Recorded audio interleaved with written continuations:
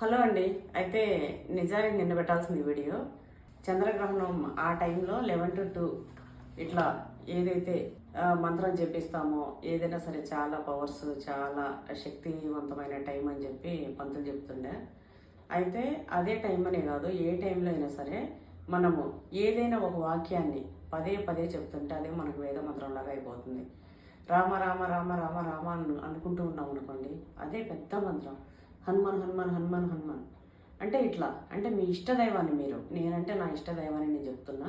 So మీ ఇష్టదైవాన్ని మీరు అట్లనే ఒకవేళ హనుమాన్ భక్తులు ఉన్నట్లయితే ఇది నేను చెప్పే మంత్రం చాలా పవర్ఫుల్, అట్లనే చాలా మంచిది కూడా. ఇప్పుడు ట్యూస్డే సాటర్డే మనం నాన్ వెజ్ తినకపోతే సాటర్డే తినకపోవడం వల్ల ఒక కారణం, అట్లనే ట్యూస్డే తినకపోవడం వల్ల ఒక కారణం ఉంటుంది.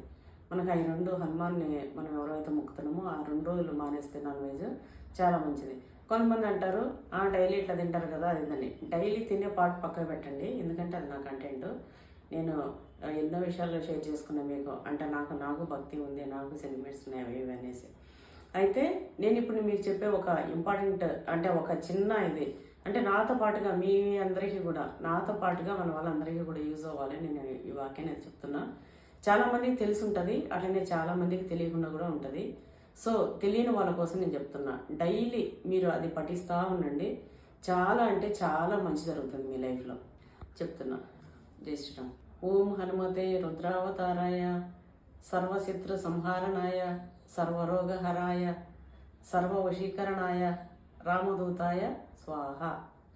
ఇది మనం డైలీ చెప్పినట్లయితే సర్వరోగాలు హరించిపోతాయి, శత్రువులు వెళ్ళిపోతారు. మనం ఏదైతే కోరుకుంటున్నామో ఏదైతే మనము అనుకుంటున్నామో అవన్నీ కూడా మన వశం అవుతాయి.